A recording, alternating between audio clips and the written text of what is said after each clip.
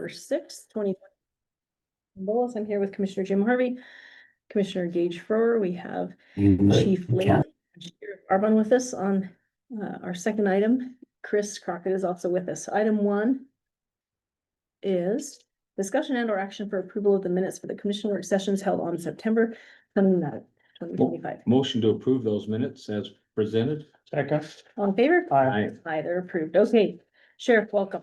We have a Thank you. discussion regarding Sheriff's Office drawings for medical building, initial results of pay study implementation, law enforcement contracting services. 10 minutes each. I'm hoping 3 for the first one. Okay, We'll see. Timer. just start that stopwatch lately. Okay. Yeah, I had a meeting a couple weeks ago with Kevin Miller and his team from GSBS. They are ready for the next step, which is basically that the schematic design is done. That's what that is. The next would be getting the construction manager put in place to be able to go into actual designing the actual project, and the cost analysis is kind of the big one. What Kevin's kind of focusing on to get that put in place. So I think the RFP that Sean Wilkinson's team was working on to get the construction manager in place would be the next thing we need to focus on getting forward with. I just like to say, thank you. I know the last 2 projects, this one and then the prior one on the bond, were $500,000 that we spent with GSBS, and would like to keep the project moving forward. Really appreciate your commitment to getting that continue to moving forward.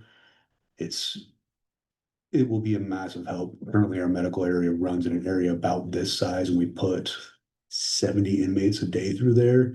For services, that medical wing will be. That's just medical. That's not That's Not medical. mental health, which impacts your Yeah. double occupancy cells, right? Mhm. Which in our cells right now, our medical cells are pretty much primarily this morning's record or not, documents where there were 8 inmates sitting in suicide watch, which are taking up all of our medical cells. So I don't have anywhere to, most of our people that need medical care we're dealing with inside of housing, and then the same with the medical or the mental health side of things. We've got one section that should be able to hold 32, it only has 16 sitting in it for the mental health reasons. And it's not really area designed for mental health, and that's what the other side of this wing, that east side would be, is a lot more glass, a lot more cameras, and a lot more staff intensive area to be able to watch those our mental health customers that come to us. So, anything to add? That's it. I'm under 3 minutes. Thank you for Good your job. time. Is this ours, or are you taking this back? That I got is a cheap. question. That's what, we got copies of that, so I just. I'm sorry. We're getting- Set of questions. So what on that design? Does it allow for the destruction of would-be or to cover up of cameras? I mean, cameras are so valuable today, but I'm just thinking, are the ceilings high enough so somebody can't whip it with a towel or a sheet or destroy it? Camera would all be, and I can't remember, There's a phrase for it, but they're safe cameras in areas. Yes. That they can't get to and destroy, because everything in the tours that I've been a part of that you've shared with me, it's amazing how people can make things out of things that I never would thought could be, when they're destruction type things. Well, another important part of this concept here is it's going to be, currently, our entire facility is a indirect management facility. This area, the mental health specifically to what you're asking about, will be a direct supervision. So there will be an officer in the pod with those being housed down there 24/7, 365. So if something like that starts to happen, they would be able to call for backup to get help in there to deal with someone like that. We also believe that the direct supervision is a better outcome for the offender themselves, to allow for quicker treatment, quicker response to when they're having a mental health episode. And to most of that, the cameras and everything are top of the ceiling, back up against the far wall behind where the officer would be, looking down at where the housing section is. Yeah, great. Thank you. That's really about all the question. I just wanted to make sure. I'm sure they do that stuff in safe, but for some reason I thought about that with how cameras are. So thank you. That's all. You're welcome, Simple. Commissioner. Anything? So one question, so the design's done, did they give you a cost estimate? That's the That's next the step, next that step. a construction manager would be a part of that process. Okay, But so that's they, the next basic step. idea is, okay, at the time we picked the construction manager though, we're basically picking a construction company. That would be step two. No, with the design, with the way that the RFP set up, is the construction manager responsible for construction all the way through. So I want to be real careful. I don't know if you're aware, but construction costs are continuing to go the way we like them, which is drop. So as we take a look at other projects around the county, I think, you know, as we look at capital projects, which we will here in the next 30, 60 days, hopefully, we're looking at what the GC environment's doing out there and is being a lot more competitive than it was a year ago. I just want to make sure that we get the best value for our dollar. So I'm not in a huge rush to go out and hire a contractor right now. And we want to be careful with that. And I pass that on to Sean. Mhm. And it may be that we'll be able to maybe combine one or two projects together and even farther reduce that cost. Just so you know. That's something we looked at. Okay, thank you. Commissioners, appreciate your time. Are you leaving? Yep. For the fun stuff? Okay, whatever. All right, next item. Result Okay. of case study implementation. Yes, so I want to be very clear that this is a line of comments meant to ask for assistance and direction of my own. And this is not anything negative. I know that this topic has been sensitive and challenging for a long time. But I wanted to just to give a report. First of all, any complaints or negativity that you may have heard is from a few. It's not the general consensus of, for example, 55% of our staff are under 5 years, right? The pay study and the implementation of that, from what I'm hearing and from Julie and the numbers, has been positive, right? The ones that we're hearing the concerns from are the lesser number, which are like the 5 to 15 years. Right. And so, and when I say that is when we started down this path, I know that you guys were the best cheerleaders to have this study done. We're going to get it right. We're going to get it done. We're going to get everybody to market and so forth, which yes, I know that was the goal, but I know that since then there's been some misunderstanding, and it could be on my end, but I just want to share what we see. I think we need a little bit more work. So what the pay study did is in our levels of pay, it's called market range. Everybody's at market range. That is absolutely correct. Right? I think Baker Tilley nailed that. Where we struggle with is there's this midline, and it's called proficiency, where the deputy or the lieutenant or whoever's at a proficient level, right? And then you have those that are above proficiency. So when the implementation was put in, we had several that were telling us that they were going to leave because they can make $4, $5, $6. You guys remember hearing that forever. Well, when it was put in, those that were in that range, they still can leave for $4, $5, $6 more an hour. Some of them got 72-cent raise, $1.10, 80 cents, and $1.90, but they're still able to go for 5, 6, and 8.76 more. So the ones that have the tenure, those are the ones that we don't want to leave. When we heard a rumor, and I told Commissioner Bowles this, when this was implemented, 2 days after, we had 15 people in background. Rumored, and I told Commissioner Bowles, I said, 15 it's people rumored. what? They applied somewhere Oh. else because they were Background bothered. checks. Oh, okay. Keep in mind, Okay. it's not the ones that are on the 55%, other than maybe one or two, we're assuming. And so I told Bo, I said, this rumor, you hear threats like there's gonna be a mass exodus, we're gonna do this, we don't know for sure. But what we have verified is in the last week, there's been, I think it's 7 or 8 that are literally in background. And they are planning on leaving, and it's the ones that have all the experience. Where are they leaving to, Sheriff? Proposal. Harrisville, Syracuse, Ogden, and Salt Lake. And Commissioner Bowles and I recently had back and forth on pay and one thing that's for sure is, we will never match. When I say never, Salt Lake, I get that. But we can also close the gap there. And so a lot of these guys are like, hey, if it was $1 or $2 different from like Ogden and Riverdale, there's not a problem. But even after the pay increase, it's still a big gap. And so we're hoping, and I told, I think, Stephanie and Ricky and Julie, that we're gonna ask, I know it's real sensitive, but we gotta close that gap if we can on those that have the service, the experience of service, and here's why. When we have positions that come up for lieutenant, sergeant, it's hard to pick from 1 or 2 people that meet the qualification. And so then we have line guys that say, why don't you just pick me? I know how to do all this. A sergeant or lieutenant's got 2 or 3 years of service, and that just doesn't work. And so a lot of these positions that we could fill, we don't want to fill them because of the inexperience. But of the 15 rumored, that these 7 or 8 that are confirmed, they're rock stars. They're so damn good at what they do. And it's not for $1 or $2. It's, anywhere from $8,000 to $12,000 difference. So just telling you what the situation is. I will say this about Baker Tilley. I think they got it wrong. They offered 3 scenarios, and this is candid.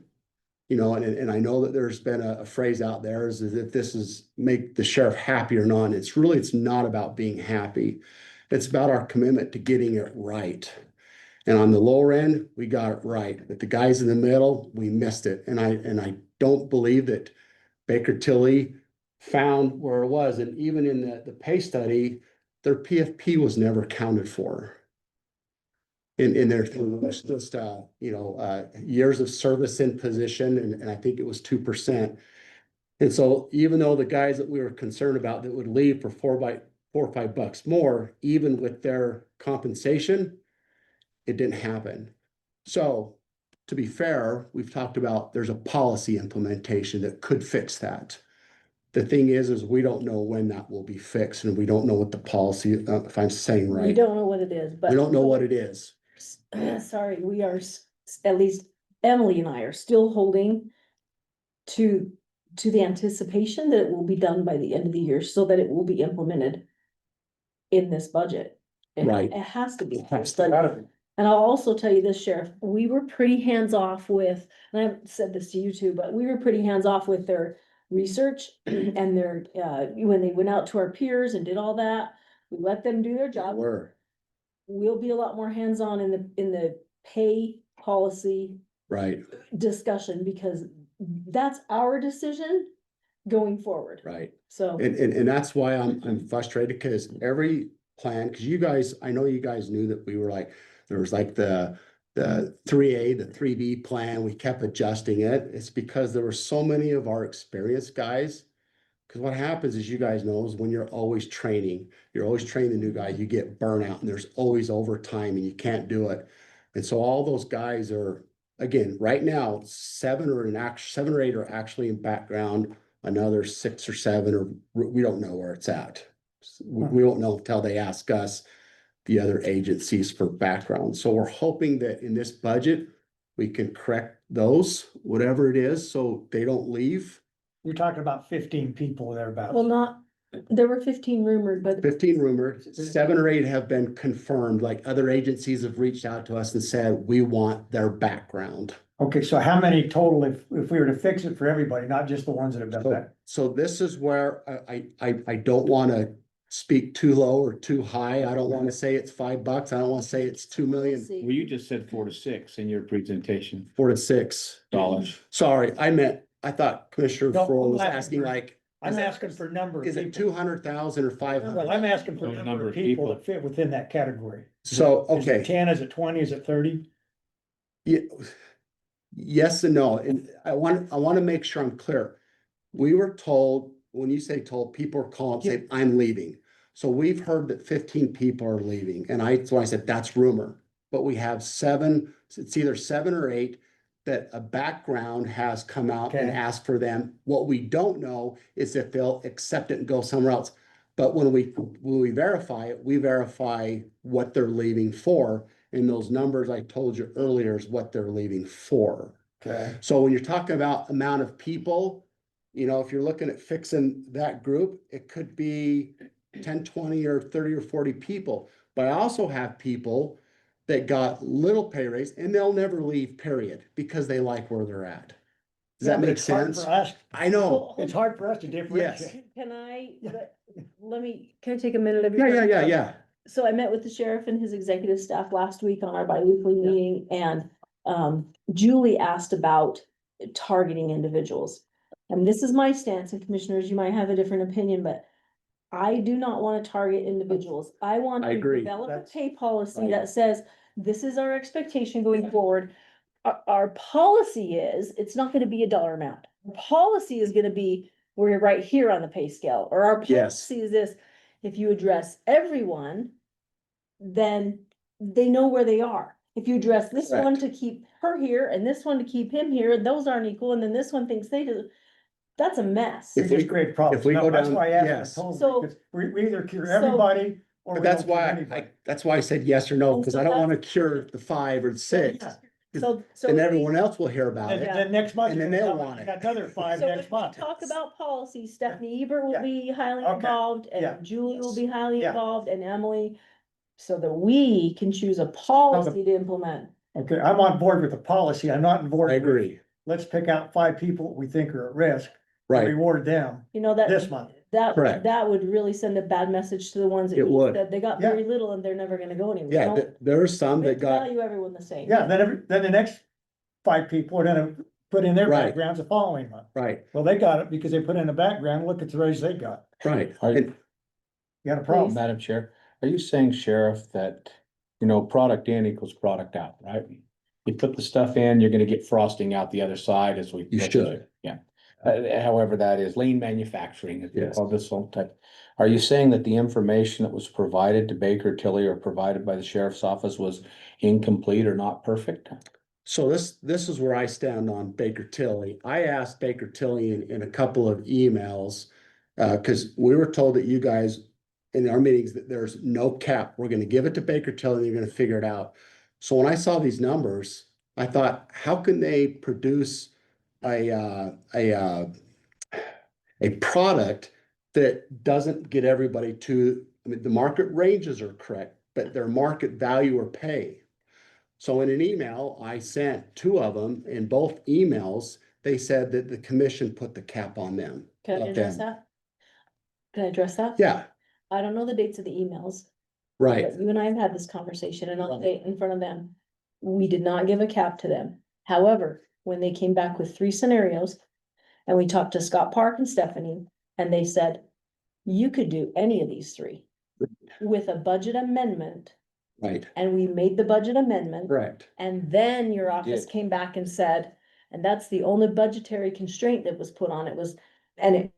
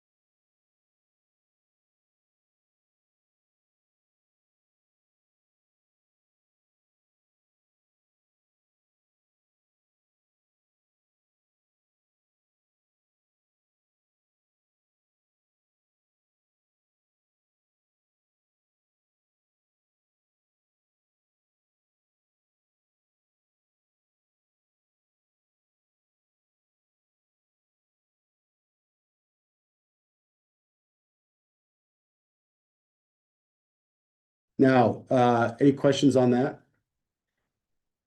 Okay, I'm gonna go to our last item. Okay, Okay, you're rolling. yeah, I'm trying to, I know. Good Harvey job, Sheriff. Harvey said he wanted me in here for 2 hours and I said no. Wow. Thank you. He likes long meetings.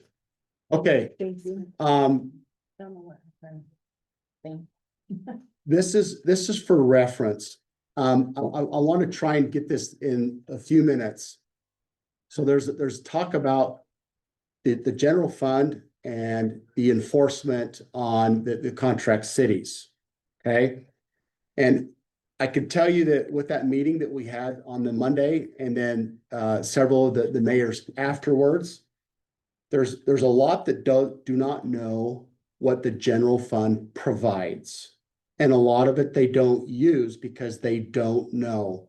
And I'll take blame for that. I just assume that everybody knew and they don't. So we're gonna do a campaign of sorts to make sure that they know what general fund provides as far as services. Now, when we move over to the contract, this is the other thing.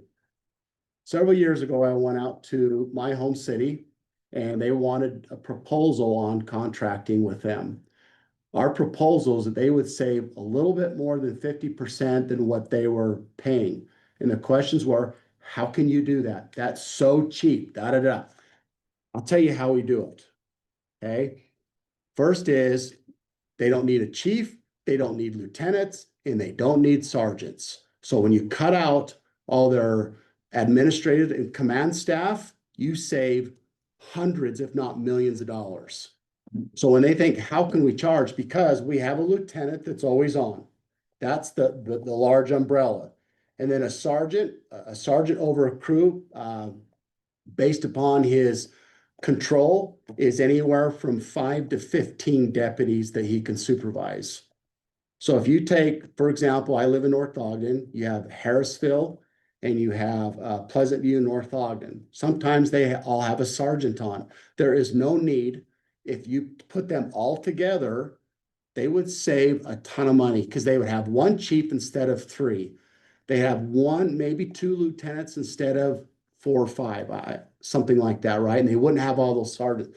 So right off the top, that's what we would save them on. Now, the other thing that it's very interesting is I provided you a copy of it, and you're welcome to look at 1-01 and 2-02. And in a nutshell, what we do, commissioners, is we provide a service. We answer calls. We don't guarantee them all these other things that a police department, because what the cities pay for is a department. With us, they pay for a service.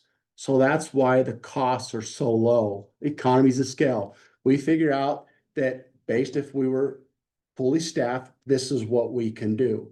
Now, the geography has changed, the population has changed long since I've got here. I think in the last 10, 15 years, Weaver County has gone up around 30 to 40,000 in population by our estimates. And so crime goes up naturally and some other things, crimes are getting different. Gage, as much as you and I like and love and sometimes can't stand legislator, they give us a whole lot of new things to do in law enforcement that are not paid for. Would you agree? Unfunded mandates. All the time. So our I liabilities, get it. Unfunded mandates. so our responsibilities stack. Yeah, no. And I don't get anything out of the state. So what that does is it takes our folks out of service because they got to do more reporting, more this, more that. Neely Adams, when he was chief, he did a survey. 25 years ago, the average domestic violence call took between an hour and a half with up to 2 deputies. Now it's 2 to 3 hours with up to 3 and 4 deputies. Huh. That just gives you a perspective. So when these cities are complaining about their own costs going up, we have a solution. Join the sheriff, you'll save a ton of money. But yeah, you will not have a chief. We assign lieutenants, multiple. I know you know this, Commissioner Bolos, that our lieutenants will cover 2 or 3 cities to act as their chief. But all this is how we save. And the other component that is we provide a service. So yeah, it does not look like the size of a police department they should have. because it's not, it's a contracted service. And even in our contract, we put in here that if you want an extra deputy, it's a la carte. Full freight, that will be assigned to your city for an extra, whatever our cost is. I think it's $195,000 per deputy, which includes the training, the vehicle, the fuel, the bullets, the belt, everything like that is what we're charging. Guess how many of those cities asked for an extra deputy? 0. And I'll be very candid, I've told that it's not all the cities that we contract with, there's a handful of them that when they get complaints by their citizens that we don't provide enough, our contract says exactly what we provide and we provide it. Right? So that's a little on that side. But Mayor Berube, who's my mayor, after our meeting on Monday, I invited him. I know he's super sharp with accounting. So I invited him to do a full audit on my office with this. And he said, I'm going to be done next year. I would welcome that. So we're going to work together. But when you have the 32 deputies and the 46, there's this accusation of subsidizing. We talked about this. What no one has said is, what are we subsidizing? They just says we think so. But I also want to make it clear, I'm not saying we're not subsidizing. But when I have 46 deputies, when fully staffed, right now we're about 36, 37, 38 that can go out and handle the contract cities that services 80,000 residents. North Ogden has 1.2, 1.3 officers per 1,000. Pleasant View has the same. Ogden City has 2 officers per 1,000 residents. Riverdale has almost 2, but they only have 10,000 residents out there. Do you know what we are? We're 0.58 per 1,000. That So- came out in that meeting. Yeah, Mhm. and I know why the cities that have agencies, they think, how can you provide a service with only that many?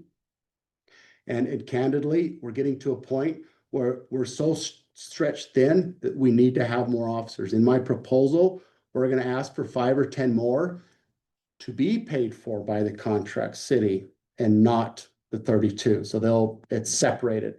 And I know I've already been told by 1 or 2 that it's unfair. It's not right. You shouldn't do that. I can't afford having our guys, the response times 10, 15, 20 minutes before backup comes. It's just, we can't do that. And there's another amount of reasons why. With the pay coming up, and it's doing really good on the low end, I can see us. We do not have a recruiting problem. We do have a retention challenge. We're seeing a lot of people coming in, but our standards are still high. And this is on the record, I'll say it anyway, but we have such a high standard that a lot of our staff that we pass up, they go to other agencies. But we will not lessen our standard for our staff and for the community. I'm not saying they're bad. That's not what I'm just saying. We just do things different. So anyway, so if you guys have mayors that are concerned about this, I would ask you to have them to reach out to me. I'll give them everything that they want. Because I know that they complain to you guys, or they've said, right? Let me handle. I'm willing to handle it. But I think that what's going out there is not real clear of what service we provide. We do not provide police departments. We are the service. So That makes anyway, sense. I like that explanation too. I hope that helps. Service versus department. Yeah, That helps, but, Yeah. and I'm gonna tell you the same thing I said to you on Friday when you were here. yes, Is until we narrow that gap between your service and what they would have as their own police department. yes, They're never going to look in terms of reality, in terms of correct. not saying that we're overcharging him. So we need to narrow that gap Mhm. and just say, look, if you're not, and then that's when I told you, look, those extra 5 or 10 officers, you need to go to those contract cities and say, this is the deal. This is our price. If you can't live with it, then consolidate with whoever. Right, We can't, it's no longer a negotiation. We Right. had that discussion, I think, on another matter. This is not a negotiation. This is our price. Cause this is what we have to pay. And so, if you don't pay us, somebody else has to. That's not Right. fair. We just talked about this in our budget overview. Yeah, and I agree with you, Gage, and here's why. They're not in charge of this sheriff's office. No, right? I told, they're not in charge. Yeah, and they're But, not gonna tell me what they're gonna pay either, well, right? and I guess, and I've been in enough of those contract city meetings Mhm. over the last 7 years, coming up 8, that this contract cities will sit there and, you know, without us, I haven't heard too many of those cities come back and say, wow, you're way undercharging us. It's all, hey, you're charging us too much. And I get it, you know, you've got your people there, so the tendency is gonna be, okay, how can we help those contract cities lower? That can no longer be the policy. Right. That's Is what you're that- saying. That's what I'm saying, Yeah. and Gage, I know that there's this discussion of, well, let's not do contracts. To me, as the sheriff, county, I have an obligation to provide public safety, but the terms and conditions should be based on what this office decides, right? But them coming and saying, well, we want service, but you need to give us a break, or you should, Yeah. Yeah. I don't think we're in the position to compromise public safety for someone to save a buck. Well, and so the Right. cost or the cost. Yes, So people, and then you say service. If it's a Yes. service that they want, they should pay for it. Yep. right. End of story. And I had, But it's up to you to communicate that to the cities. so I've told the cities in our last meetings that this year we're gonna be asking 10 to 20 new positions. I'm Okay. glad the chairs were extra wide because most of them would have fallen out. Well, But it was, you understand the yes. issue. We understand the issue. We know where the contract cities are coming Yep. from. and And I I can't blame them. I I understand. can't blame them, but it's Yeah. our job to make sure it's, the services are Yep. paid for. Yep, and they're getting what they get Yeah, and not extra. not But extra. just like everyone else gets a share of the general fund, it should be equal. And they're not expecting somebody Yes. else to help pay them. us. Yes, and I've had several conversations with quasi leaders in the Upper Valley. And they know that they're getting a good price, but I told them that there's gonna be a few people that are gonna say, well, how come we don't get this or that? I'm like, well, this is the contract. But a lot of the folks in the Upper Valley believe that they're gonna save a ton of money. But you're gonna get a few people that are gonna say, we want more, and then they're gonna be upset. Yeah. That they're not getting what they think they should, but the service that we provided them today is what they're gonna get. If they want more, they can pay more. Right. And I hope they understand that. I think most do. There's a few that, well, we demand that your deputies arrive to our house in 5 minutes from Yeah. every call. Well, you're gonna have to have 10 more deputies up there to guarantee Mhm. that. I mean, that's a If fact. you want it, pay for it. You've got to make that up. Yes. Because there'll be people, Yeah. will never be enough. But I'm not in the position to subsidize either. No, no, we can't. I can't do that. I won't do that. Good to Okay, hear. well, thanks. Covered a lot. Thanks. I hope I kept it in the 30 minutes. You were close. You did good. So if you want to review those things are very telling that they get the calls answered. Yeah. That's what they get. Thank you. Okay, Okay, thank thanks, you. Sheriff. See you, thank you. Thanks, Ryan.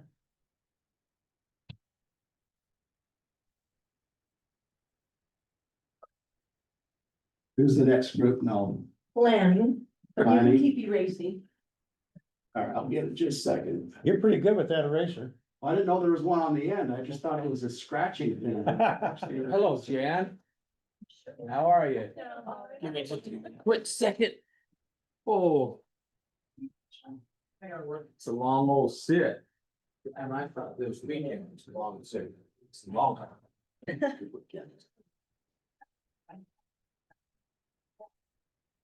Oh, hey, what's happening? How are you? Oh. Hi, how are you? Nice. I'm just taking some You of okay? this. I am okay, are you okay? Yeah, it's all good. I'm okay. Oh, I know, I said. I'm sorry, we're behind. Hopefully we can catch it, you know. One of our budget conversations went the way of the new Ogden Valley City. We didn't. Yeah, so usually they don't have conversations with them. Spend an extra 10 minutes. For you. Right. Right here, in the middle or wherever. Jim, we're behind. How come he left? What is this?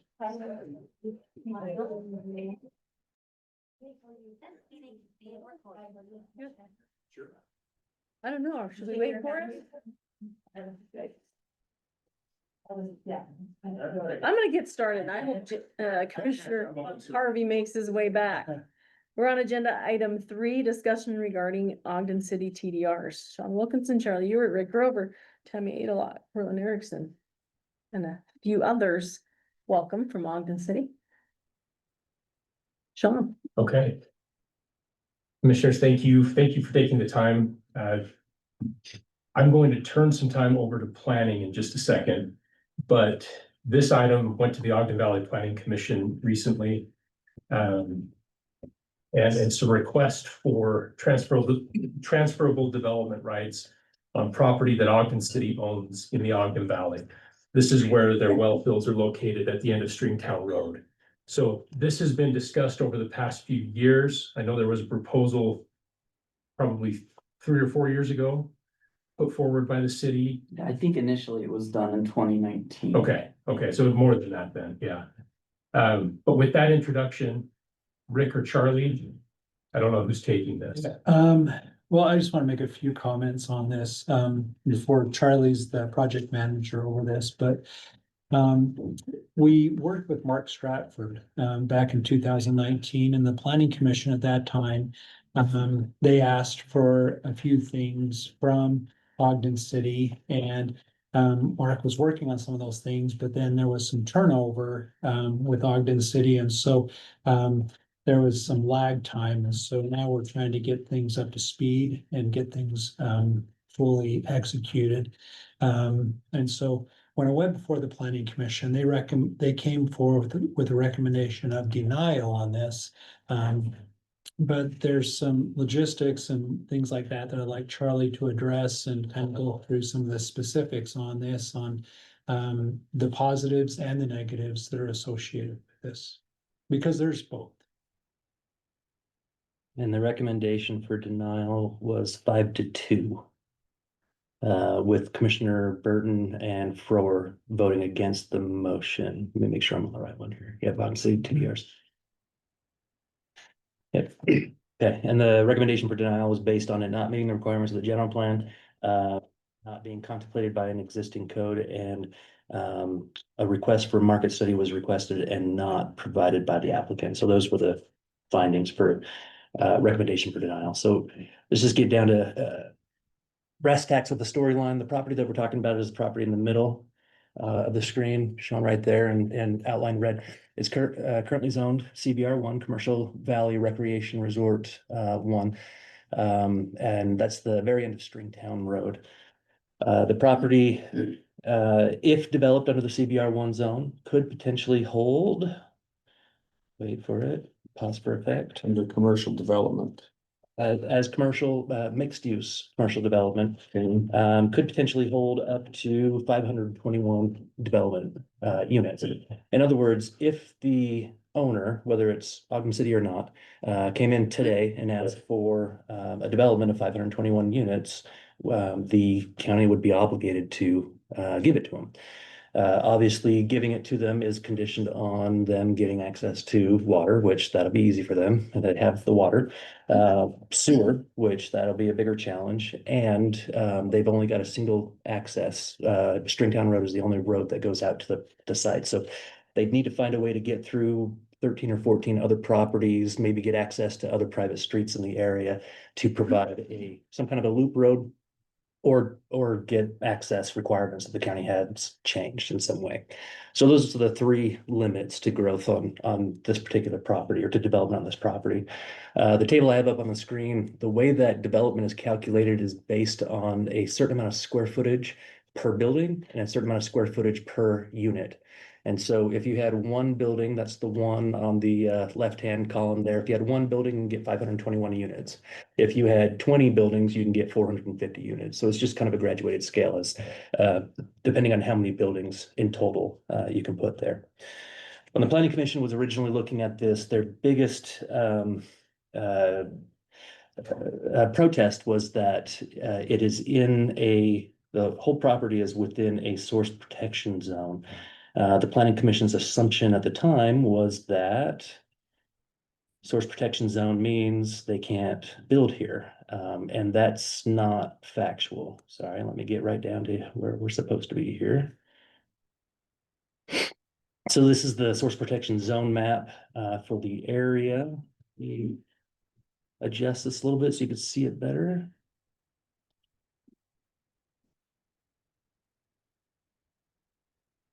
There we go. So you can see the property is right You there. lighten that up a little more, Charlie, A little more? How's that? better for me. Okay. Oh yeah, it looks a little different on your screen. So there's a number of wells that you see on the property. Those red dots, that's source protection zone 1. Zone 1 is property within 100 feet of a wellhead, and that's a community wellhead. Zone 1 basically says you can't really do a whole lot of development of any sort in that area if it requires any kind of a sewer or septic system. Once you get outside of that red zone 1, in this kind of orangish zone 2, the code says you cannot have septic systems. It says you can have a sewer system as long as there are no sewer lines within 150 feet of that wellhead. So you take that red line or the red dot that's 100-foot diameter, make it 150-foot diameter, or excuse me, radius, make it 150-foot radius, and you could potentially develop that. So from my analysis, when looking at where the zones are, where the property is, where the project is, and its proximity to streets, the biggest challenge is obviously going to be creating a sewer system and having a loop street going back. But it's possible to develop this property. It's going to be expensive. I'm not sure that the market would support it today. Building a whole sewer system and building a street loop back might not be economically feasible. Hold on, Madam Yes. Chair, if I may. Since ours is not to determine whether it's markedly feasible or not in this discussion, nor is it, and it, according to state code, if I understand correctly, we cannot, Chris, help me with this, we cannot make a decision based on whether they have water or whether they have sewer. That's not part of our purview here. That's illegal for us to do, to make a decision based on whether or not they have water. That's not for us to decide. Where we're not the water provider, I don't know if I would go so far to say illegal, but we have no authority. Well, unless there's a particular provision in the code that asks you to take a look at that, I would agree. So I 100% agree with you. And in my staff report to the Planning Commission, I discouraged them from looking at two things. I discouraged them from looking at this as a Ogden City owned property, just look at it as if it's property owned by a private owner. And I discouraged them from looking at this from a market perspective. And the reason I discouraged them from looking at this from a marketability perspective is because it's going to be very tempting to say it's not marketable, just like I did a second ago. And it's going to be very tempting to say, because it's not marketable, it is unlikely that the development will happen on this property anytime soon. The key to that is anytime soon. It's just a matter of time before it becomes marketable. Either sewer is going to get closer to the property at one point in time, market values are going to go up at some point in time that flips that scale and makes it marketable. Whether it does or doesn't, that's not what we're talking about today. Right. That's not, that's neither here nor there. That talks about value. This is, to me, Madam Chair, this isn't a question about that. This is a question on yes or no, not the value of that particular thing. That's what this is. That's precisely right. And the other side of that, or not the other side, in addition to that, when we're looking at market value, one of the things that the county commissioners very deliberately and very specifically did when adopting the TDR program for the form-based zone, it said, we're not going to set values. We're going to let the market figure out what that value is. And if it turns out there is no market, then there's no market. If it turns out there is a market, great, let the market be the market. And so that's all of those reasons are the reason why we discouraged in our staff report, the Planning Commission, from looking at market value. And then last but not least, if we're not paying attention to that market value, if that tipping scale does happen in the future, then all of a sudden these units can happen. So the question, I think you're absolutely right. The question is, should we be allowing units that are assigned to the property through zoning today to transfer to another place where the county, through our general plan, has already determined units are better suited? That's a big question for you guys. Now, the general plan actually calls this specific property out, and it does say that the county should consider downzoning the property. It's a hard sell, always has been a hard sell, but that was put in the general plan in 2016. As we were working with Ogden City trying to figure out, is this property buildable? The answer is yes, it is buildable. So the question for you guys is, should the city be allowed to transfer development rights from this property to somewhere that allows those transfers to go. If Ogden City, because it is developable today, if they were to file today for a transfer, if they had a buyer in the form-based zone or in the DR1 zone, we'd be obligated to execute and record a notice of transfer. But what Ogden City is asking for is they want to be able to hold the right to be able to do that transfer into the future because they don't have a buyer today. That's the whole story. Another element too that Ogden City is doing, that's a real benefit, is that they're taking these units and they're proposing to transfer off of the valley floor up to the ski resort areas. So, and that's exactly what the general plan asks for. It asks for taking density off the valley floor to areas outside of the valley floor, and Ogden City is generously doing this. So that's part of their agreement. That was part of their agreement, and so it's The like, R1. you know, that's a huge thing that Ogden City is willing to do.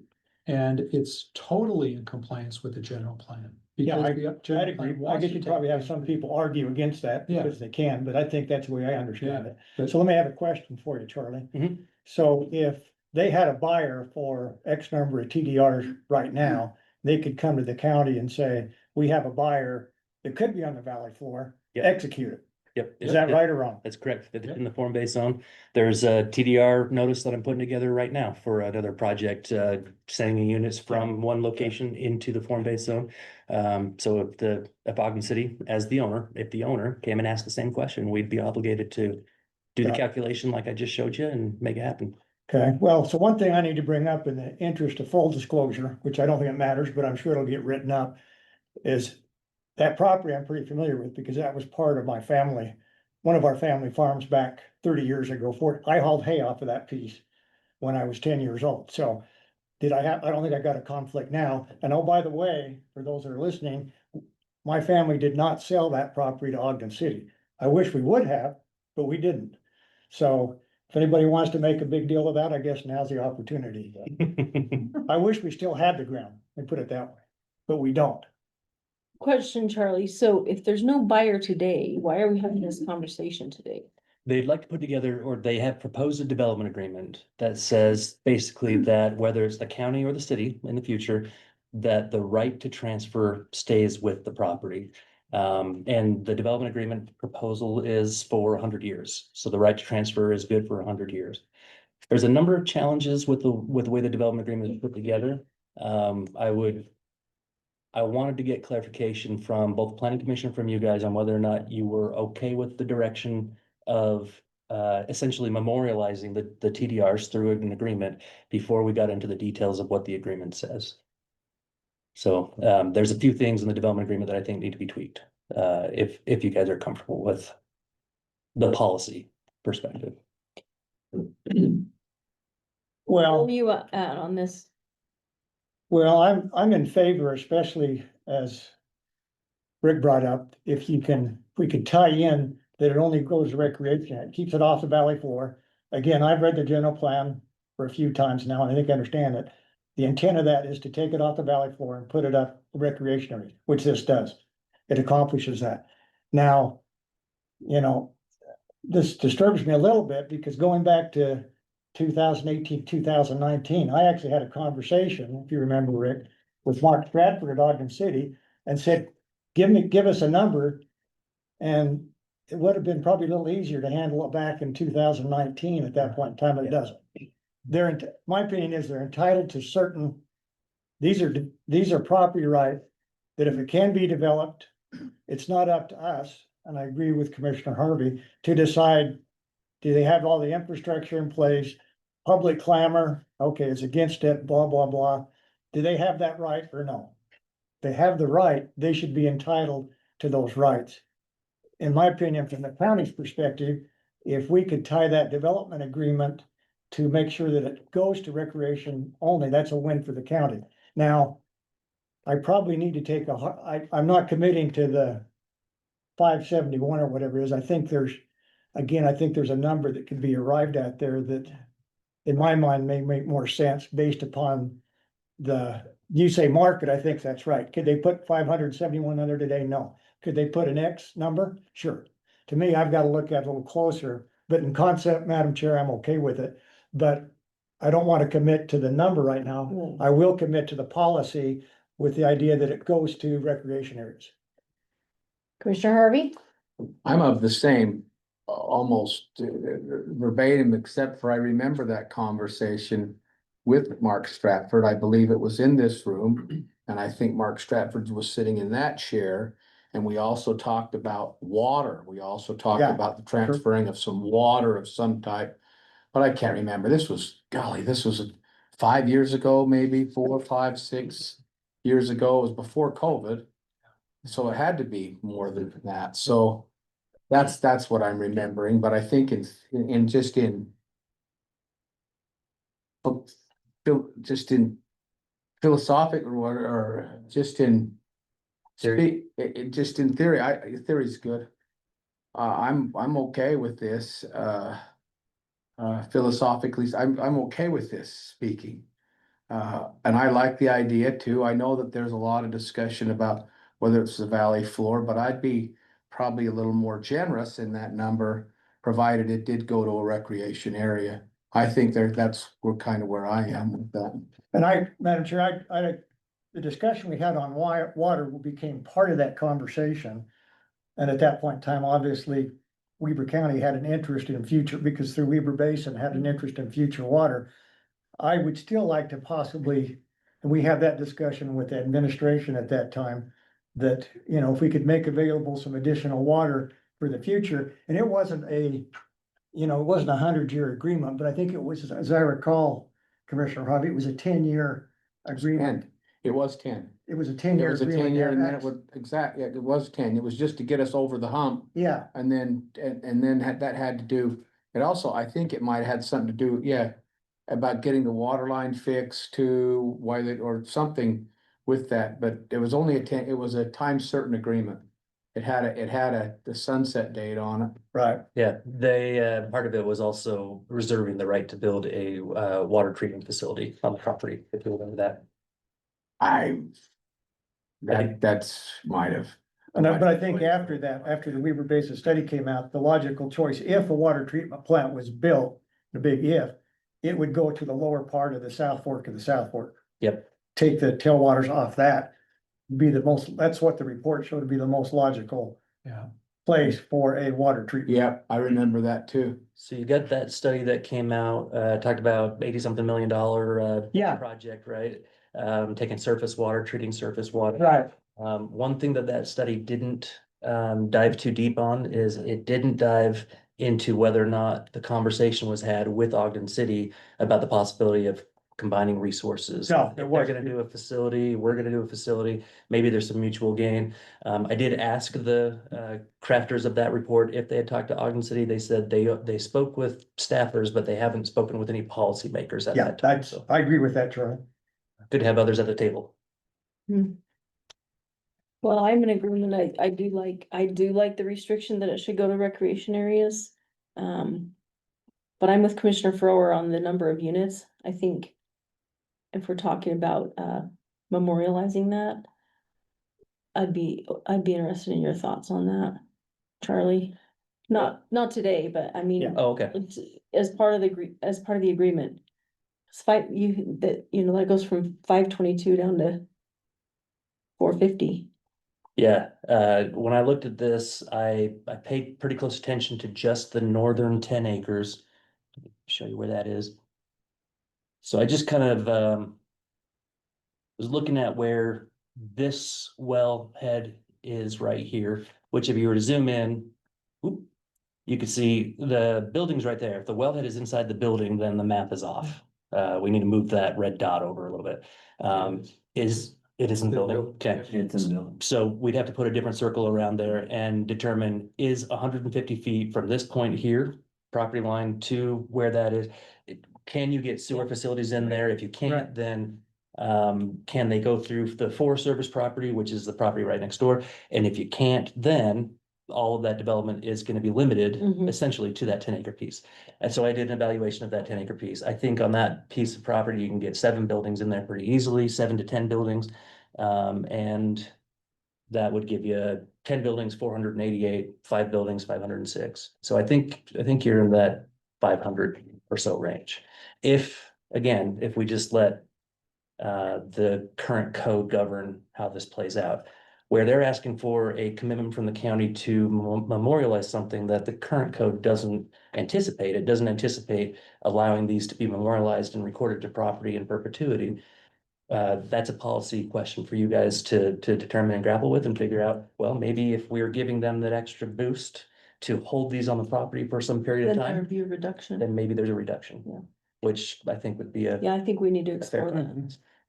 The other complication is in a few months, this property will be inside of a city. And the recreation resort areas are gonna not be inside of that city. And so we'd have to work closely with the attorneys to figure out how that actually works, because all the other development agreements we're working on for the Ogden Valley, anything that says county is gonna be turned into city as time goes on. So we have to figure out how exactly it works with cross jurisdictional But boundaries. there will be one receiving area, isn't there, in Nordic Valley? That are So receiving? Nordic is not, Nordic is form base. It's not DRR one. That's a little bit of an aside. When Mark Stratford and I were originally talking about this, the DRR one was the only receiving area. But he did want to carve out and open up an opportunity for it to go into other areas that allow form base as well. So there could be a desire for some of these to go into those. You got some form base over in Eden Crossing, Right. you've got over in Nordic. So there could be an opportunity there, but like Rick said, kind of seems like a easy option if they're talking about moving them up to the resorts. Right, But the general plan does support it going into the village areas. right. Yeah, you could Right. use village areas. That's my Yeah. point. I don't think we want to restrict it to just Yeah. those that are outside of the new city. So I mean, that was the whole purpose, is trying to preserve farmlands and view shed areas and send them into those village Mhm. areas. And that was the intent of Mhm. part of the plan. So that would be. But I don't know what that looks like legally for us to write that into the development agreement. You know, the receiving areas can be in the new city. That's not gonna be our jurisdiction. Well, so everything that we do through our development agreement, let's just say it's not with Ogden City, is just applied to this property owner. It will go to the city, so it'll be the city approving on behalf of the city. Despite the fact that it started with county. Does that make sense? Mm-hmm. So if we create a But does it development, obligate, I just don't wanna obligate them. Yeah. I guess that's why it's open up to That- any recreation area, then they could go outside into the county. yeah, and we can work on some language to craft that to make it so that if the development agreement is between Ogden City and the new city, despite the fact the county signs the agreement from the beginning, Mhm. right? We can write something in there that says extraterritorial transfers are allowed as long as, XYZ. That could bring the commissioners back into Yeah. that formula. But if it happens between a property that's inside the city and another property that's inside the city, Then, it would just be, right, I don't wanna obligate the new city, so I wanna make sure that we don't do that in any way. yeah, that's the hard part. And I think that is the reason why Ogden City is asking for the development agreement, is to have some of those obligations be memorialized. I think you're gonna see a couple more development agreements, not exactly the same, but similar. Is. Okay. You gonna share any details today, or is that for another work session? About those other development agreements, No, about the this development agreement. just this one. So yeah, as far as the development agreement itself goes, it's fairly simple. Other than wanting 100 years and wanting to memorialize 521 units. If we wanted to drop 100 years, it's really a negotiation. If we wanted to drop 100 to some other 10 years, 15, 30, whatever you guys feel is workable. And you wanted to drop the number of units, it's full negotiation at this point.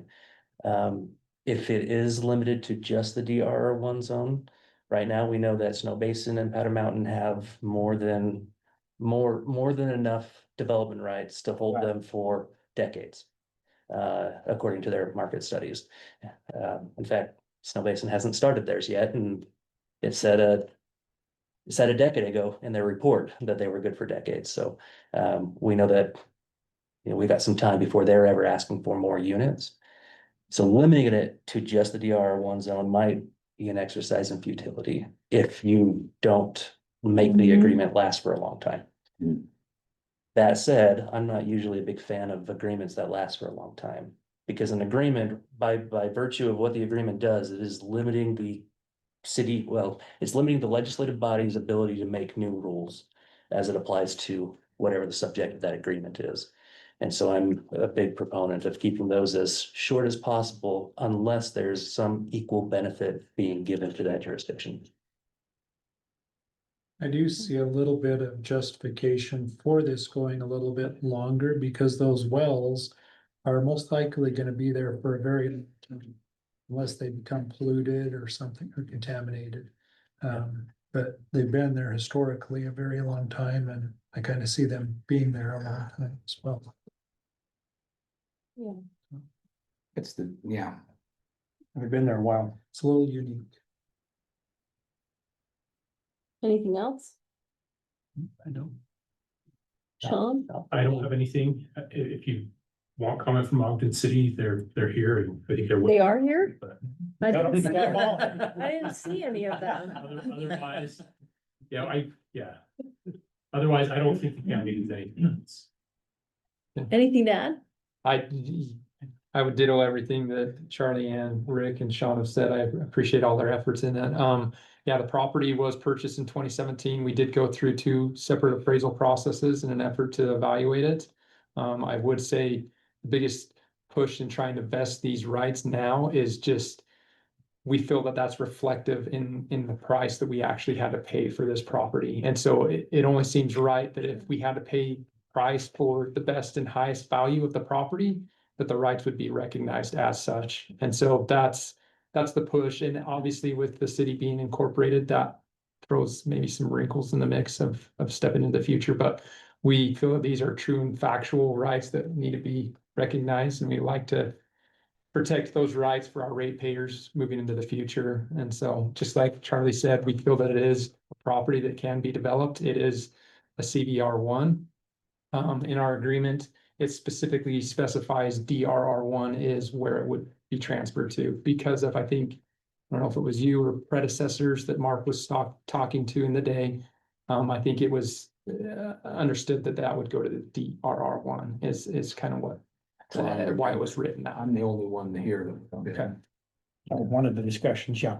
Well, and I think there again, the city was with the table kind of set in the day with the TDRs up and coming and the plans that were being put together at the time. And when we purchased that property there again, we felt like it was valued with the TDRs in mind. And then our ratepayers essentially paid $6.5 million for the property in an effort to protect the rights of the water as well as of the property. And so, yeah, that's, I guess, in a nutshell. I don't know. Yeah, and I think too, just to clarify, Ogden City actually didn't put these wells in this location. The wells, when the pioneers came over and got the water rights, were actually at a different location that are now under Pineview Dam, closer to the front part of the reservoir. And so- Swineville it's It was called. called Yeah, Swineville. yep, that's just for your exactly knowledge. right. That's exactly right. Right. And so when the Bureau of Reclamation wanted to build Pineview Dam, and then also they moved these wells, and then when they also raised the dam in 1972, they had to move them again. And so the Bureau put these dams in over at that location. And so in 1972 is when they were, or these wellheads were built. So Correct. we've since worked on them, we've rehabilitated them. They are good wells. They have the oldest water rights in all of the Weber County, I believe, so. And back then Snow Basin was $6. I think $5.75 for a day. I think you're right. Not that much, huh? Five. Okay, Portland, do you have anything to add? You have any questions? I mean, I've got thoughts about it, but it's not probably my place to weigh in on policy. I guess I would say, as has been mentioned, this is a decision that is outside what is required by ordinances, so you have the discretion to make a policy decision. And it's been hinted at the possibility that others could come to you with similar requests. If somebody else comes along a month from now and wants the same thing, are you going to do the same thing, or are you, things to think about. This is not good or bad, just something to think about. If somebody else comes to you with a similar request, what are you going to do? I don't know if there are any similar situations out there. Charlie mentioned maybe some other development requests might come. And just development rights typically are not an entitlement until the time they are applied for. Until then, there is no, kind of abstract property right that attaches to property to have a certain number of development rights. It's more based on the county ordinances that govern that. And so you would be locking something in that today they cannot say they're necessarily entitled to in the property law sense. But by entering into an agreement, you would be locking that in through a contractual agreement. And so, it's totally your call, but, think about those things and think about how you might respond to similar requests in the future. And as to the city, I mean, I don't know what would be required, but maybe there would be an interlocal agreement that we could enter into with the city if you felt it was appropriate, and if the city wanted to allow those to be transferred from a new city up to the county, the DRR1 zone. That probably should be easy enough to accomplish through some kind of interlocal agreement or something if we wanted to facilitate the transfer between jurisdictions. I don't see that really being a stumbling block here. Yeah, you got a number of codes that are gonna need to be updated once the city is the city. And ask yourselves at that time even more questions like, does a DR1 zone require transfer? I mean, at that point, are you gonna be working with the city to move units out of the city into the unincorporated area? Or are you gonna do what we're doing out west and just, upzone? So there's a lot of legislative opportunity coming down the road. Commissioners, without looking at this issue specifically, because I haven't followed it that closely, I've had this question before and I haven't been received a satisfactory answer yet. I don't, because we just haven't delved into it that deep. But we are seeing development agreements that have language in there that look like they're creating an enforceable right with the new city. And when it comes down to contractual law, if we have a party that's not part of the agreement, and then the county goes away and this laws basically evaporate, replaced by new city laws, what's the enforceability of that agreement? And so with other development agreements that are going to be coming, I think we should render a legal opinion as to whether those are valid or not. Some maybe we just don't even really care. We'll let the city determine what to do with that. But if there's a potential to pull us into future problems with the city once it incorporates because of these agreements, especially if there's no underlying land use application that's been submitted yet, so there's really no vesting. I do think we actually need to get a legal opinion on that, if you're okay with that. I think so. I think that's wise. Because the other possible outcome there is we just say, we entered into this agreement, the city took over, the county washes its hands of it. It's between the city and the applicant at that point. And the judge. I just don't know if it'll be necessary for us to wash our hands. It may not, I don't know, but I mean, we were a party that entered into an agreement. People incorporated into a new city. That was not something the county had any, fault in, if you will. Fault's probably the wrong word, but I don't know. Yeah, I agree, but it would be nice to have. It's not so much this particular application, but when I've heard other people, other groups come in and represent that we don't know exactly what will happen and we're throwing language in development agreements, I do think we at least need to take a closer look. Will you do that? Says, Cortland will do Will it. you have Yes, Cortland do that? we'll take a look at it. I think that's wise. You've got 2 more on your agenda next week. Yeah, so I think we can that's get an wise. answer by then. Okay. Do you guys have any, other than what we've discussed, any kind of guidance or thoughts, or do you want this subject to come back at a work session, or do you want it to come in the form of a development agreement to a hearing? I'd like to come back in a work session with a legal opinion. Okay. So that follow-up would be great. I'm good with that. Good with that? Sounds good. Can we add the the values, because I know you guys had talked the different values of the rates. Yeah, and yeah. All that stuff. I think the Yeah. units to understand that, because I don't know that the county's actually come back with anything. Because it was my predecessor that was negotiating the contract or the development agreement, right? I don't know. There again, I'm basing that off of the highest and best value of the property, and that's solely how I'm basing that as to what we paid, right? And so I would assume based off of that, 521.99 is how that was resolved. So, Yeah, I think maybe determining how many units you guys feel you'd be comfortable with in the next meeting, I think Okay, be something we can do. okay. All right, thank you. Okay, Thanks, thank you everyone. guys. Thanks for your time. I think we got you back almost on You schedule. did, thank you. Thank you. Thank you for that. First time for everything. That's right, Charlie. Hey. Maybe before. I know you'll see me tonight. I'll see you tonight. You haven't got rid of me. That'll be a good discussion tonight. Now, we've met. There's.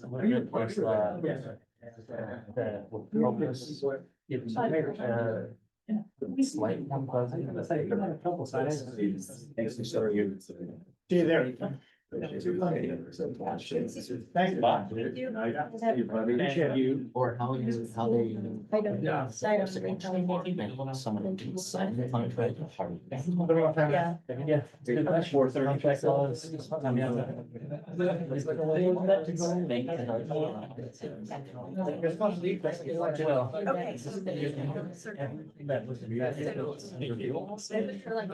Yeah, it's about like, right, I'll done about 1 or 2 o'clock. Yeah, that's already in the morning, I did. Yes, yes, they set it all up. So it's so, I know,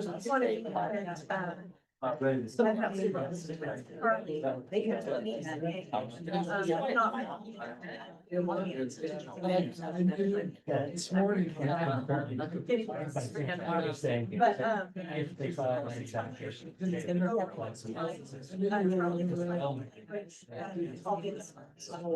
got a copy.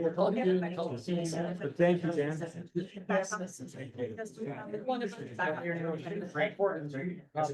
Okay, I'll shoot it to you right now. Yeah. Unless, I was kind of waiting to see if you had any changes to that, but we're talking to that guy about.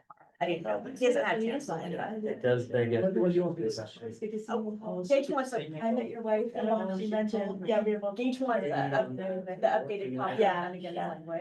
But I said, I wanted to take a peek at it. Oh, is this just amendment? Us too. from original bill?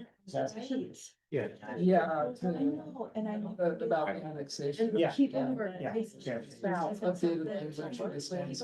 Called out. Okay. Yeah, but we've had many issues really. Put in a couple of things and tightened up on that. So. They won't talk to us. Portland wants to look at it before. Sent you over tweaks to the. Oh, you did? But I'm fine with the version that I sent. But I think Cortland will probably want to see some. Did you language. copy Portland on that? It was everyone. Yeah. Okay. Sorry, we're a little late, but we could have been really far behind. I'll wrap that up. We got really far back in our budget. I have it early. I'm sure. Morning. Okay, we can do that. Certainly. Okay, Commissioners, item 4, discussion regarding FLSA review from Baker Tilley. Emily. Okay, thanks, Commissioners. This shouldn't take too long. I just wanted you, part of the Baker Tilley compensation study was they were reviewing the FSLA status for all of our positions.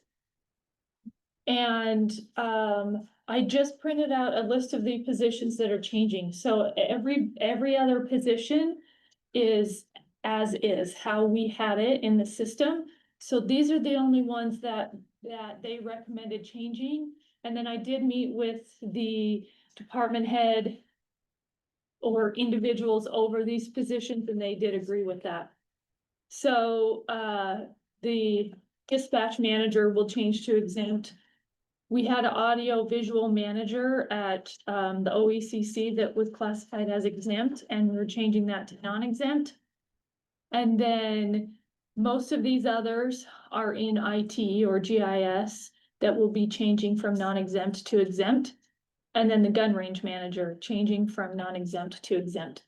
So you will see this in the report as far as their recommendations for changing. These are the only positions that they're recommending changing the FSLA status. So Any Okay. any questions? So did this come from Baker Tilley or from? So this report came from Baker Tilley. We reviewed it. I reviewed it with the Okay. managers. And then this will just show up as a final document when we finalize the report. So I just wanted you to be aware of these changes because it will be a final report document. Any questions? Nope. I- Oh, I thought you shook your head. I just, when you take it down, it's just philosophically speaking, I just, when you, and it's not that I disagree. When you talk about the gun range manager, are we also talking, is the ice sheet manager at that level? Just all those managers in that culture, parks and recreation portfolio of the same exempt? They already are, is that? that's what you said? I think they already are, but I think we need to double check on But that. I These are can the double check, changes, but Yeah, yeah. that's all that's where I'm at. That makes sense. Would like to double check just yes, to make sure. yeah, I can do that. Okay. All right, you have Okay. another item. Okay. Discussion regarding the 2-500 attendance policy. And I think. Perfect. It's here. So You brought backup? I. Just in case. She was afraid, so she brought both of us. So this is for the second policy. So the first policy is just a small change to our attendance policy. So on the tab, if you'll look on the second page, so this actually came as a recommendation. I can't take credit for it. It's take credit for it for Portland, actually, in the attorney's office. But we wanted to add just one additional sentence with our attendance policy to allow some flexibility in scheduling, timekeeping, and breaks for merit exempt from overtime employees, as long as they're working a minimum of 80 hours per week. Or per pay period, excuse me. So this just gives those positions, you know, such as our attorneys, such as some of our IT that are merit and FSLA exempt, just a little bit of flexibility with their scheduling, you know, because it's based on, you know, court dates, or if they have to come in on the nights and weekends, system updates or whatever. So we just wanted to add that little piece to the policy. Questions? I support our leadership in their decision making, no problem. Makes sense to me. Okay. All right, perfect. And then the second policy that we are looking at is an update due to a change with the URS codes, the URS laws. Sorry. I didn't send out a copy for you guys. Whoa. Do you want one? So on this one, if you go to page 4 of 7. So this is one that July of this year, URS is part of their requirements. They created a new category that's a reemployment after 90 days, but within 1 year. So if someone was to retire and then come back to work within 90 days, but within 1 year, they can do that. There are a couple of penalties for the individual. More than 90 days, but within a year? Yes. Thank you. Yes. So the individual itself, if they come back, they do receive a reduction in their monthly retirement allowance. They're not eligible for the URS COLA while they're reemployed. And then for the county actually then becomes, let me tell you the wording exactly from URS, has to pay the full rate of the contribution for that employee. So the employee doesn't get that contribution, but the county has to pay that contribution. So we have to, as part of that, if we allow employees to come back, if they've retired within 90 days, after 90 days, but within 1 year, We have to have it documented that that's been approved by the county, knowing that you pay the full rate on the contribution file. And then we also have to have an agreement with the retiree saying that they are coming back.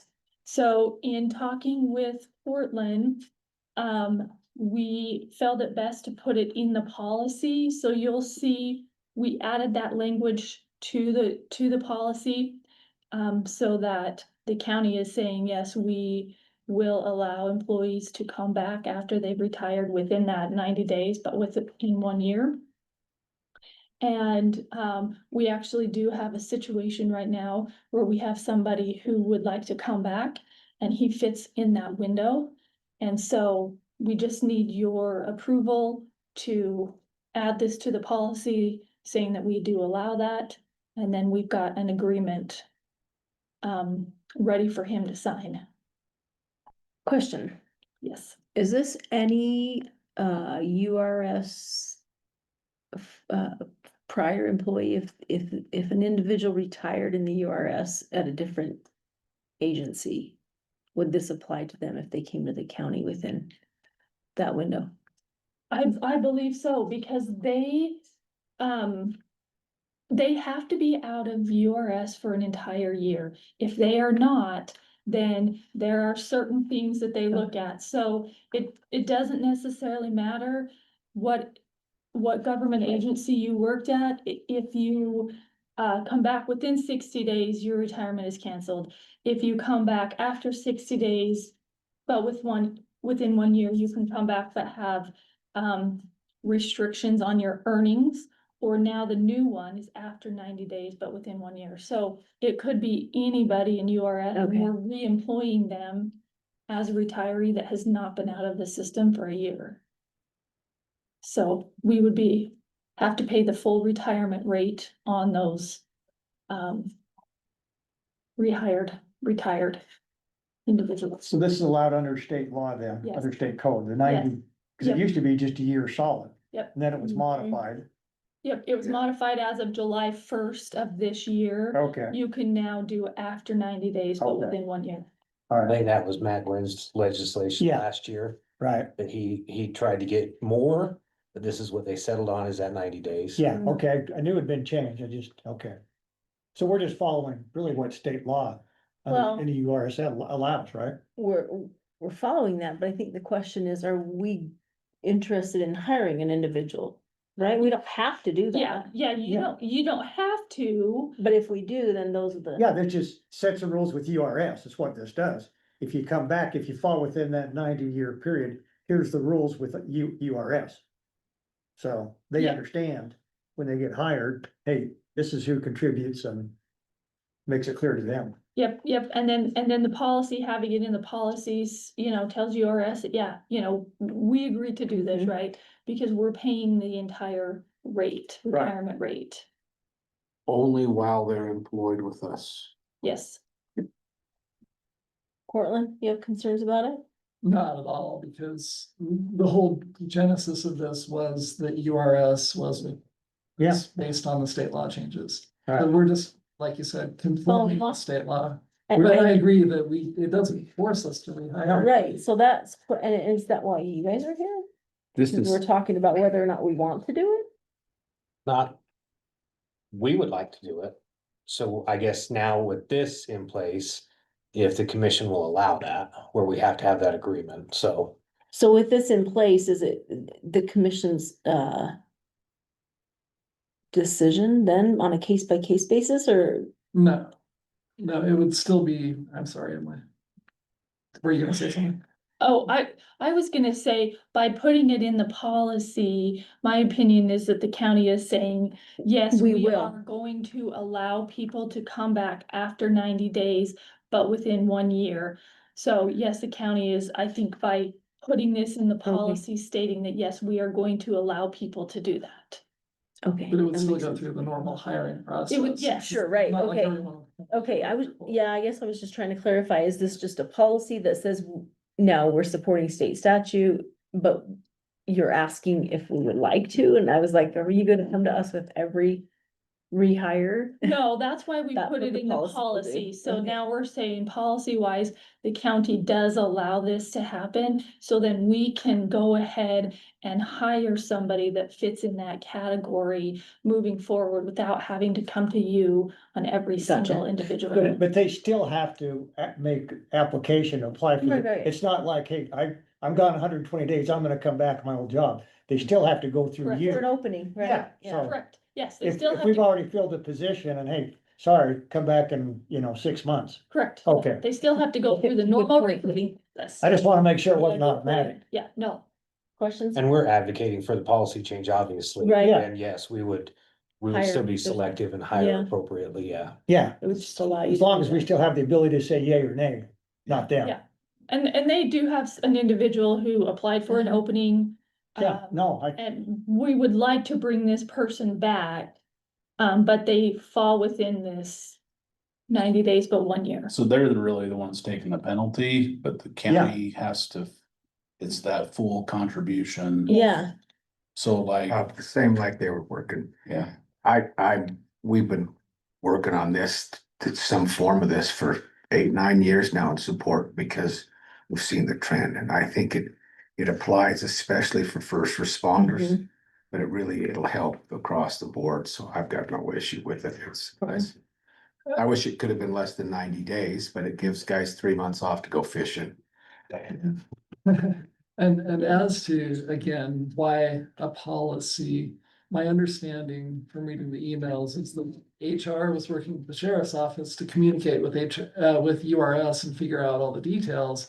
And URS responded by saying, we need to see that you have a policy in place and we need to see that you have an agreement with this individual. And so that's what directly led to the policy change, right? Is that right, Yes, Emily? yes. so there's, okay. I will say that in the case of the sheriff's office, for instance, I think it will be a morale problem if, for instance, a chief were to leave and the position was held open for 3 months and then the person gets rehired again as the chief. I think that hurts morale in the ranks. I think if a chief were to leave, and there could be a number of any chiefs or a lieutenant or a sergeant, doesn't matter what the rank is, they were to leave, that position should be filled. And then that same person, not rank, come back in somewhere else Which into is that what system to you're help with looking at. morale. Yeah, That's just my, but it doesn't prohibit it. Right. But I just think from a morale standpoint, that makes sense. And Commissioner, that I 100% agree with you, and that's not a practice that we've been doing. We've had people who have requested to come back and occupy certain spots, but this position in particular, it is in an area that we need. It's an SRO position. Yeah. It's not something that these young guys really like to do.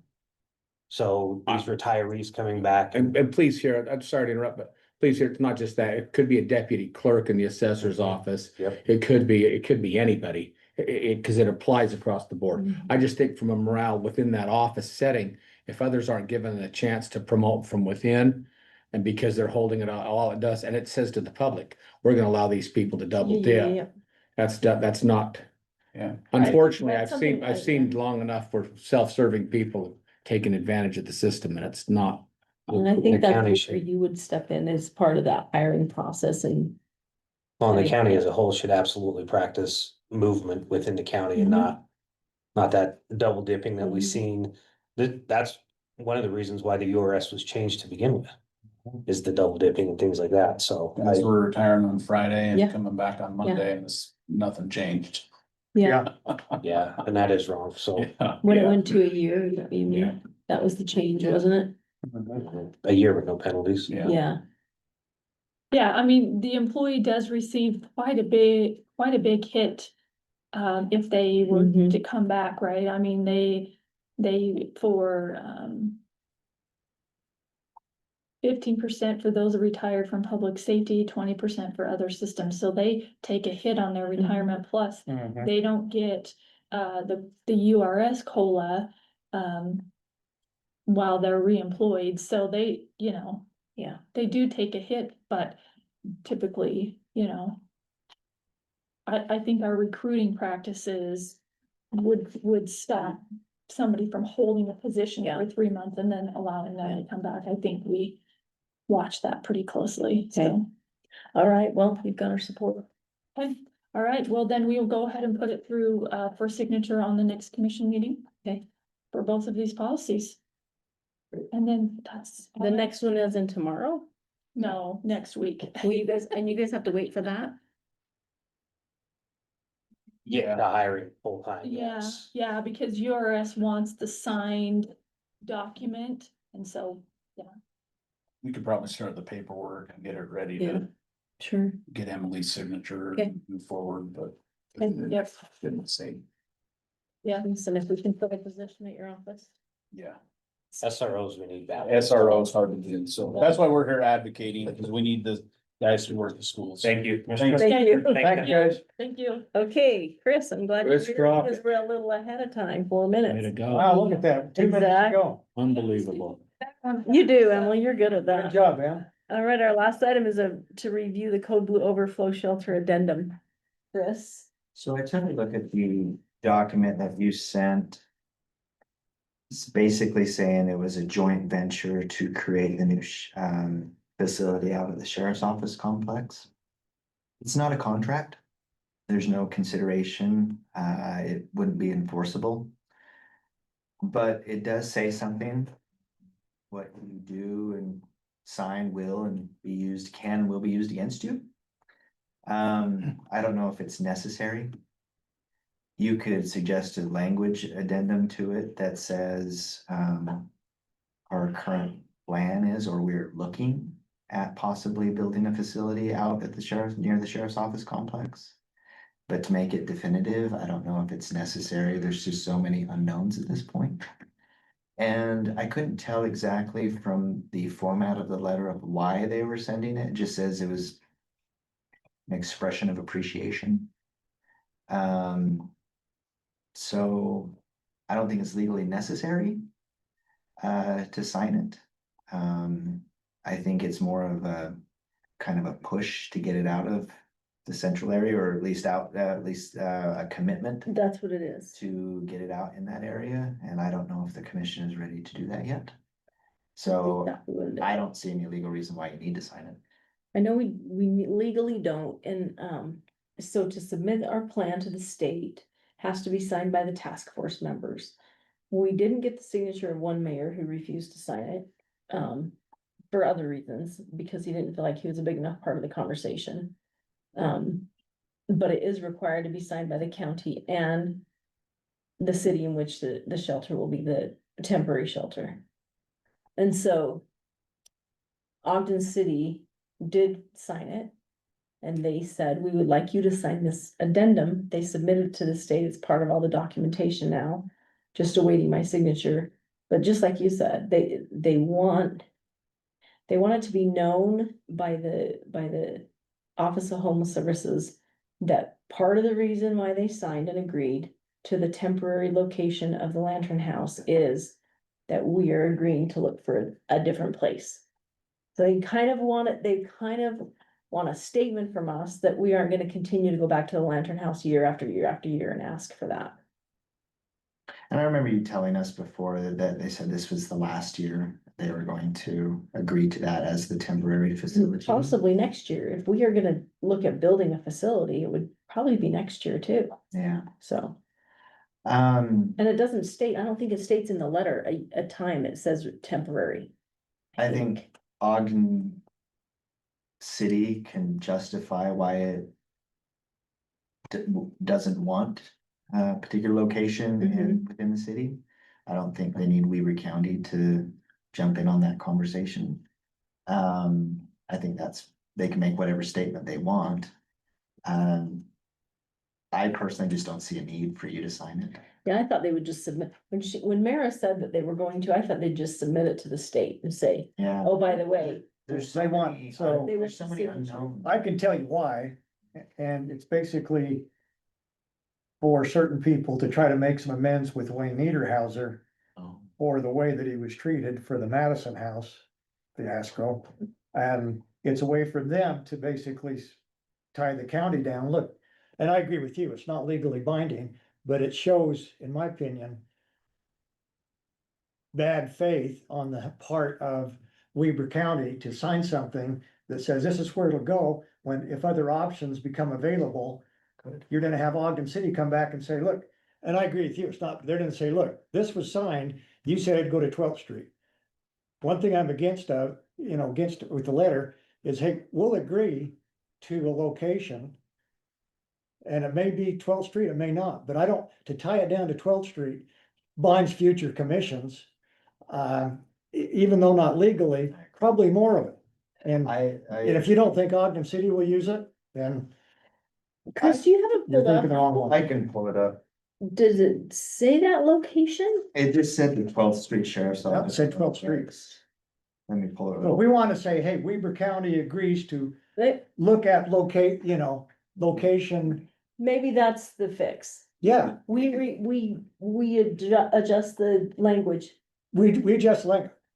I'm not opposed to support of a Permanent. permanent home, but I'm opposed to saying it has to go to 12th Street. Yeah, so it says we So recount. let's say we all of a sudden tomorrow, a warehouse opens up. Yeah.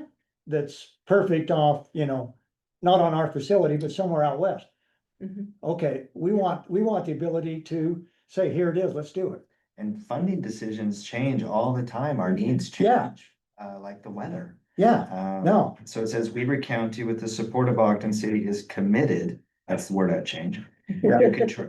Constructing a year-round facility co-located with the Weber County Sheriff's Complex. yeah, Yeah, I think that's too specific. and I don't even say constructing, No, providing, or something like that. yeah, I mean, We're really looking for a permanent solution. We truly are, but we don't know if we're gonna build it. but to me, that ties us down to a definite location and construction. So, Chris, will you just work on the language? And then I'll just let Mara know. We have a few changes. yeah, Would you like to sign our All copy? changes. Well, and it'll reflect reality, because we just don't know. We don't don't know. know, but it does need to reflect that we're committed to finding a permanent solution, because I think we all are. which, It, I don't- it beats going out every year and trying to find an 8-month solution year after year. but I wanna help solve the issue, solve that location, even if it goes somewhere else. Yeah, Not have to have our hands tied, well, yeah, we can't consider that because it's not going here. yep. No, I that's, agree. that's now, Attaboy, attaboy, so, Glad you were on loud point and there. clear. it's clear, yeah. Let's keep our options open, as they used to say. Yeah, Okay. Yeah. I'll let her know then. I'll see her at Wake. Down the and I'll streets just of let her know that Swineville. You're gonna make a Swineville. couple of. You heard that, oldest water rights. I should maybe wait till. Okay. That was worth I it. think that's it. I think that's it, commissioners. We're on item 7 now. Over to Wow. You, motion to adjourn. Second. all in favor? Aye. Aye, motion carries. We are. We just kind of hang out a little longer. Can I grab you two? We've already talked to Commissioner Frower. I need